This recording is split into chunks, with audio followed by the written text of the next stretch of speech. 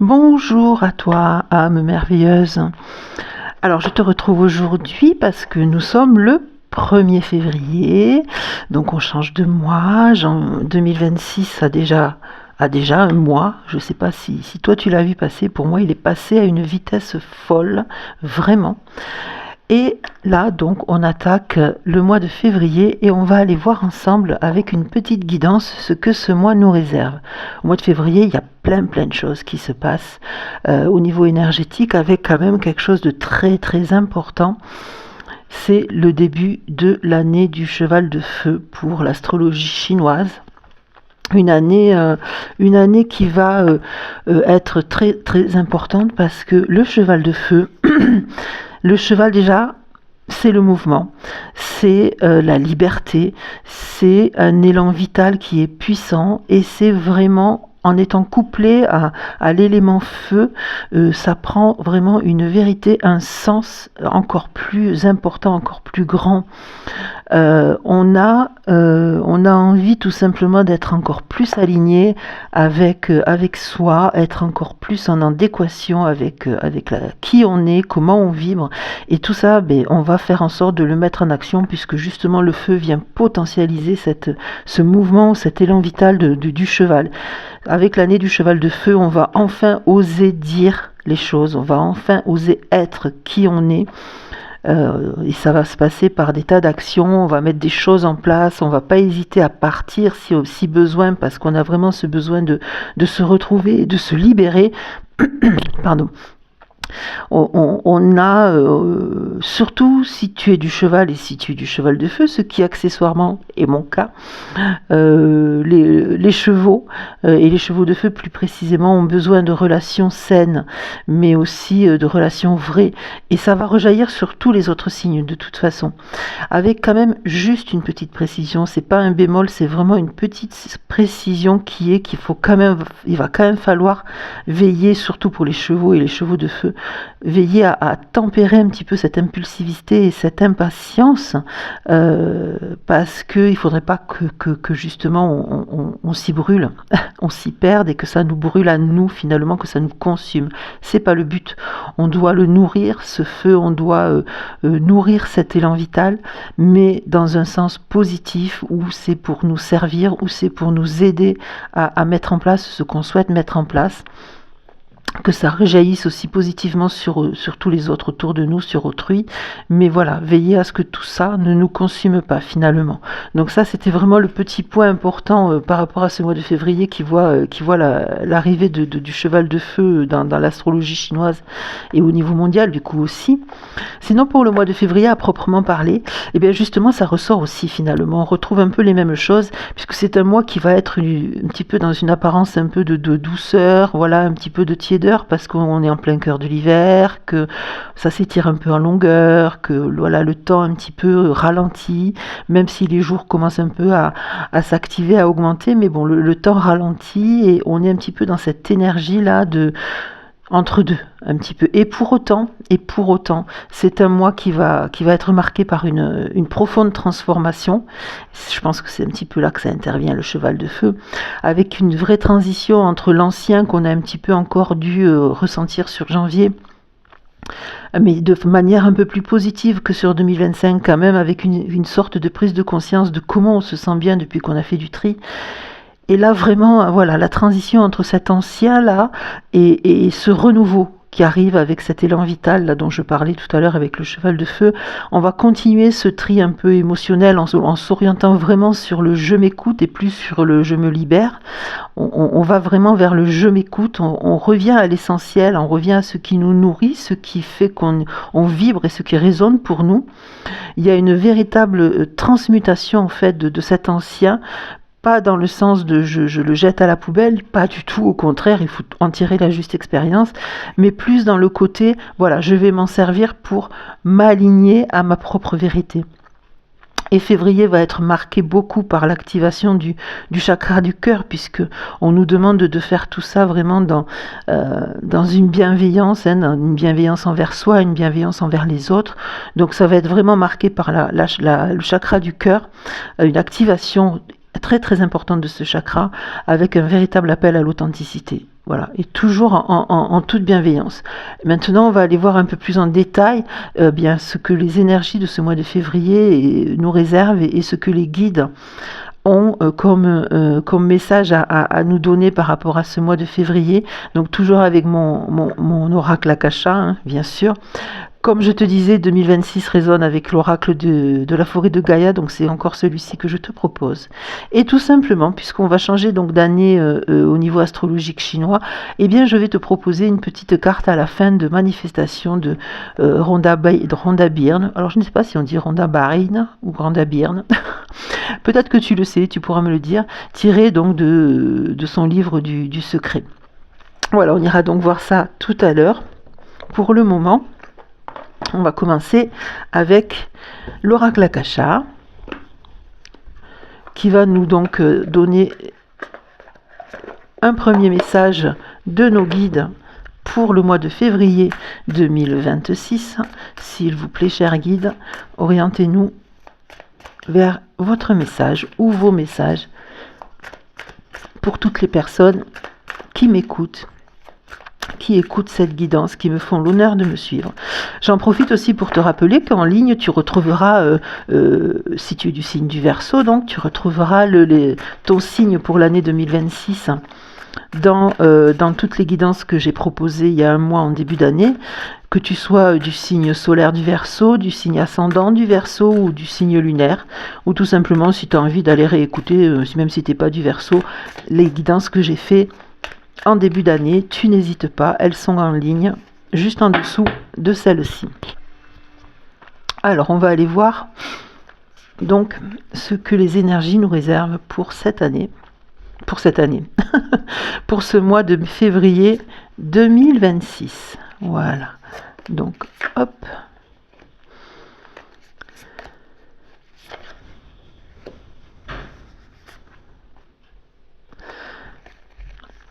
On regarde ça plus en détail dès que j'ai terminé de te proposer les cartes. Voilà.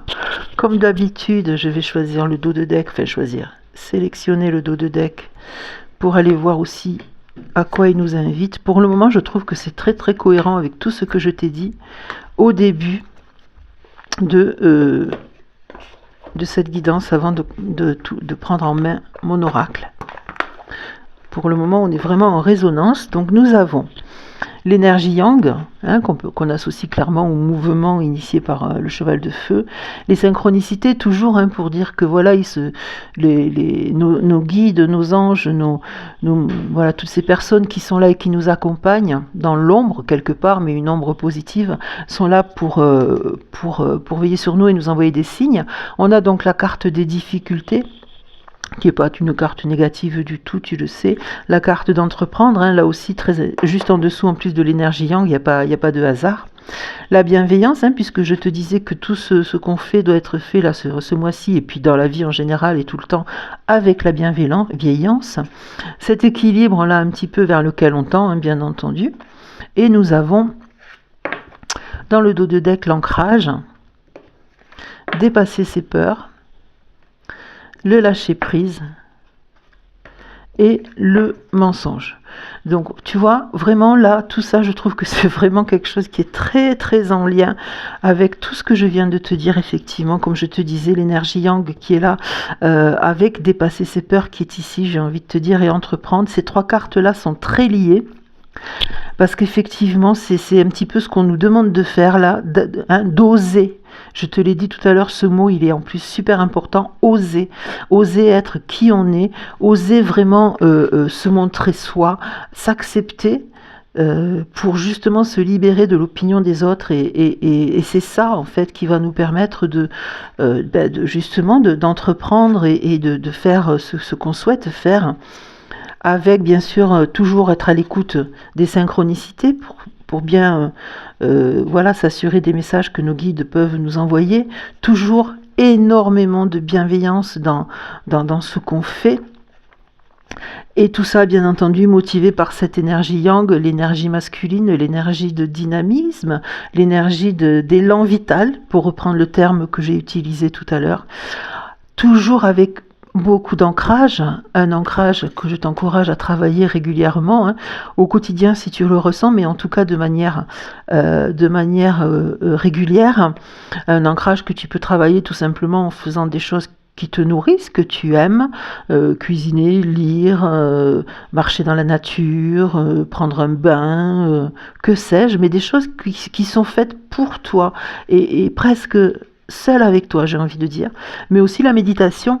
La méditation, et d'ailleurs tu sais très bien que sur ma chaîne tu retrouves 4 ou 5 méditations, et notamment une méditation d'ancrage très intéressante que tu peux faire régulièrement quand tu en ressens le besoin. Il y en a une ou deux d'ailleurs autour de l'ancrage et du réalignement des différents chakras. Donc je t'encourage vraiment à le faire. Et pour revenir sur ces 2 cartes-là, les difficultés et le mensonge. Donc comme je te disais, on a pris conscience là, et parfois douloureusement en 2025, de certaines choses, et les masques sont tombés, j'ai envie de dire. Les nôtres déjà, hein, mais surtout ceux des gens autour de nous.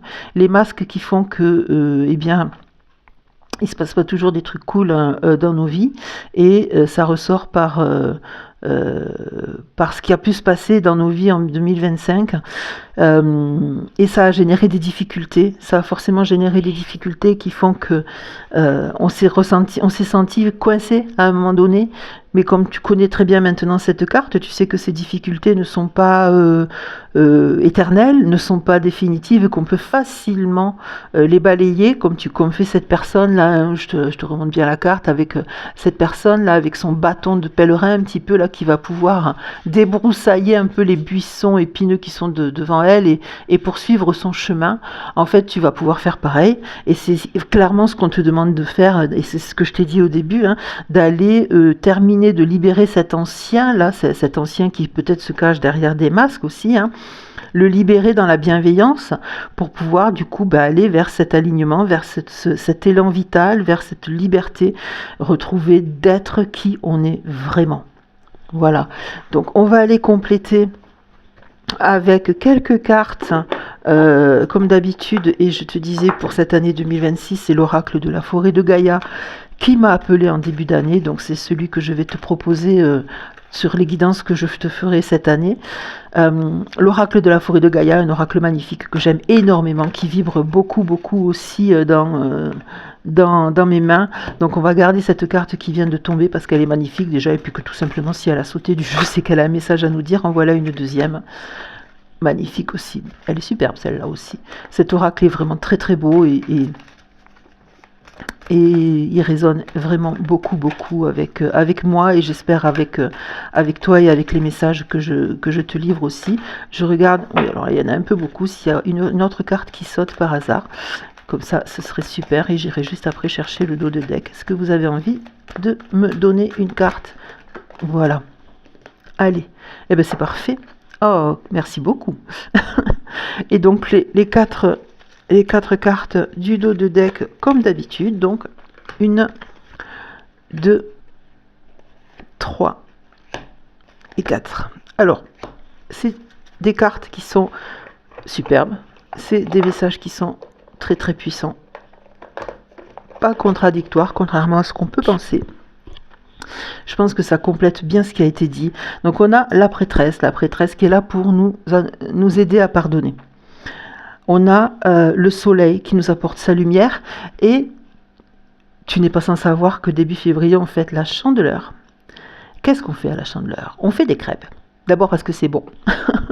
Mais dans la culture wiccan, la Chandeleur, ça correspond au sabbat Imbolc, un sabbat qui accueille un peu la renaissance en fait, le début, l'émergence de ce retour à la lumière et à la vie véritablement. Et ces crêpes en fait qu'on fait tout simplement pour la Chandeleur, eh bien elles sont rondes et jaunes comme un soleil finalement, parce que justement c'est notre façon d'honorer ce retour petit à petit à la lumière et à cette vie qui va doucement commencer à rejaillir du centre de la terre-mère pour recommencer ce cycle d'abondance qui est là, hein, ce cycle d'abondance que la terre-mère nous donne tous les ans pour nous nourrir.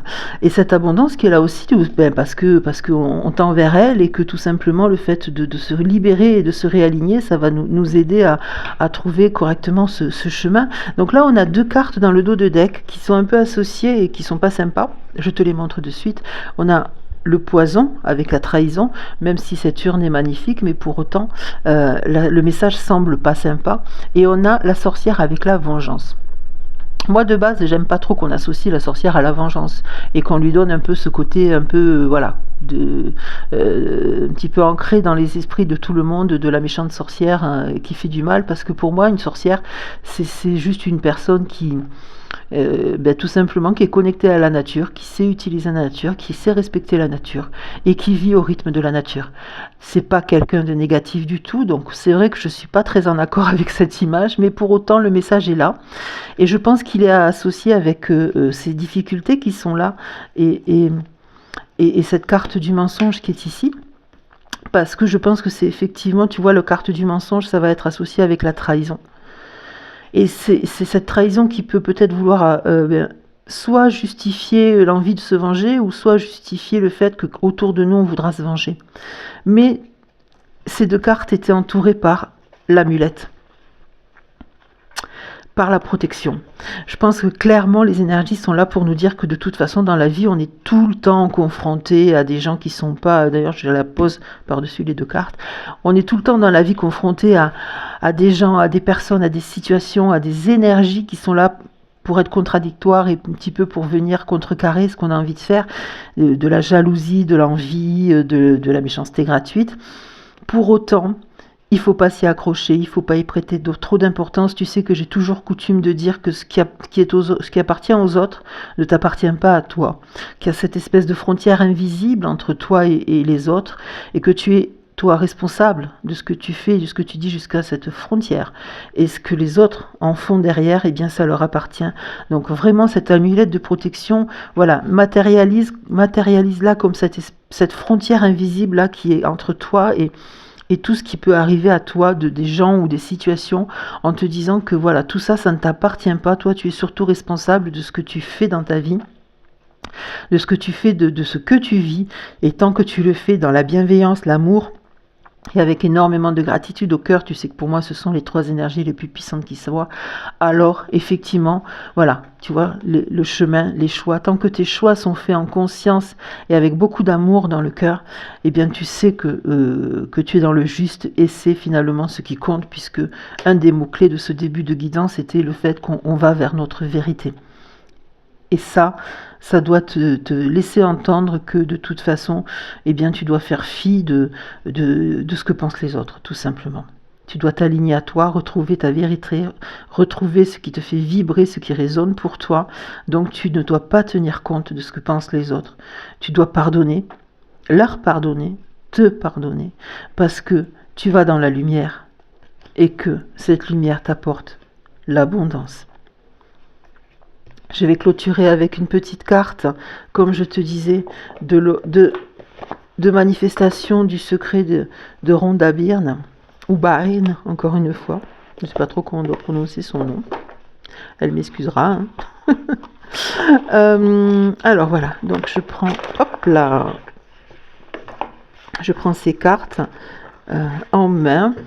Elles sont aussi très très belles à l'intérieur, hein, elles sont superbes et on va aller voir, du coup elles sont un peu grandes hein, quand même, j'avoue. C'est un oracle qui a des cartes un peu grandes pour mes mains, même si j'ai déjà des grandes mains. On va tout simplement aller couper et aller chercher une petite carte que je vais te lire, une carte de manifestation qui peut être, combien il y en a là? Il y en a trop. Il y en a 2. Tu sais quoi, je vais garder ces 2 là. Allez, donc aujourd'hui les cartes ont eu envie de sauter du jeu en fait, hein, voilà. Donc je te disais, ça va nous donner effectivement un petit peu la manifestation qu'on devra aller chercher pour ce mois de février et aussi pour cette année du cheval, hein, de toute façon, voilà. Eh bien écoute, voilà, regarde ce qui est à sauter du jeu. La première carte qui parle de la gratitude, hein, mon credo dans la vie et celui que j'espère te transmettre chaque fois que je m'adresse à toi. La gratitude est le turbo de la manifestation. Pour accélérer de manière spectaculaire la manifestation de tes désirs, intègre la gratitude dans les 3 étapes du processus de création. Demander, croire, recevoir. À chaque demande, mets par écrit ce que tu désires, en commençant chaque phrase par des mots puissants tels que « Je suis profondément reconnaissant, reconnaissante et comblé maintenant que… » et tu complètes au présent comme si tu avais déjà ce que tu recherches. Voilà, je te remonte cette carte qui est superbe, vraiment. Et on va passer à la deuxième, qui est tout à fait complémentaire. Le bonheur attire ce que tu désires. Le chemin le plus court vers tout ce que tu désires dans ta vie consiste à être et à ressentir le bonheur dès à présent. C'est la clé magique qui te permettra d'attirer l'abondance et tout ce qui te comble.